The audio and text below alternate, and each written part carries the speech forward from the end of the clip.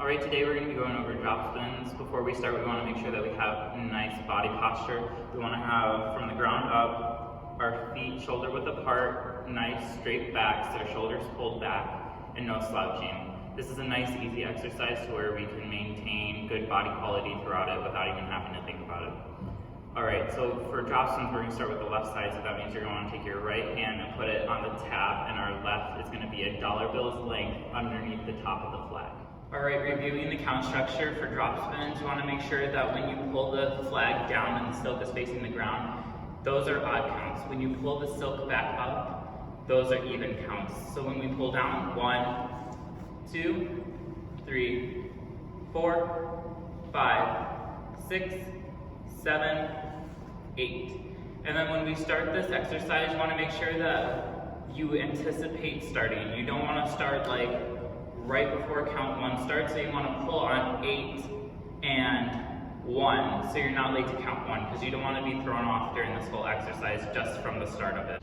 Now that we learned the count structure of this sequence, I'm going to show you how to end the exercise. When you end, you're going to finish out whatever counts your leader or your instructor has given you. So if they give you 16, you're going to go 9, 10, 11, 12, 3rd, 4th, 5th, 6th, drop and stop. So how you do a drop and stop is you do one more drop spin, but you grab it with your left hand and then you let go with your right like you would a regular drop spin, and you pull up and you place your hands where you originally started your drop spins. So if I'm doing left side, I'm going to grab with my left hand down, and then I'm going to ungrab with my right, and I'm going to pull up, re-grab at the top of the flagpole with my left hand, and re-grab at the tab with my right. And that's how we're going to end the whole exercise and make sure that we're all uniform. During this exercise, you want to make sure that you maintain the proper hand placement on the flag. You want to make sure that your thumbs are always facing the silk when you re-grab. Every time you grab the flag, your hand should be faced in the direction of the silk. So my thumb is upside down grabbing the silk, and when I untwist, I take my right hand and place it underneath my left, and my thumb is facing the silk when I re-grab it with my right hand.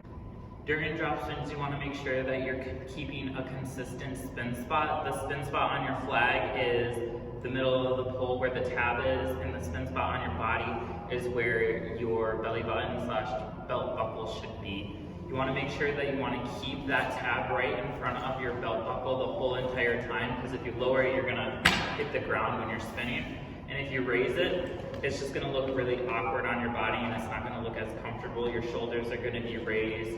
Your elbows are going to be doing some like weird chicken dance thing, and you want to make sure that it just stays nice and comfortable. During this exercise, you want to make sure that you spin in the correct plane. You want to stay straight up and down while doing this. And you don't want to spin in any other plane. You don't want to spin in a 45-degree plane this way, because you have a possibility of hitting your ankle. And if you spin this way, you have a possibility of like hitting your head. While doing drop spins, you want to make sure that you keep a continuous beat in your head of whether you're saying 1, 2, 3, 4, 5, 6, 7, 8, or going down, up, down, up, down, up, down, up. It just helps it flow easier with the rest of your color guard when you count it out loud or in your head. Now that we've gone over all the do's and don'ts of drop spins, we're going to show you the exercise. So remember, we want to have our feet shoulder width apart, nice posture, standing tall, shoulders pulled back a little bit. We want to make sure that we're spinning in our spin spot and no chicken wings, and we want to make sure that we're just confident about counting the whole time.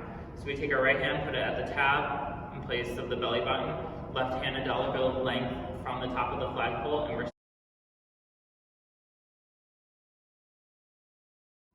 5, 6, 5, 6, 7, 8, and 1, 2, 3, 4, 5, 6, 7, 8, 9, 10, 11, 12, 3rd, 4th, 5th, 6th, drop and stop.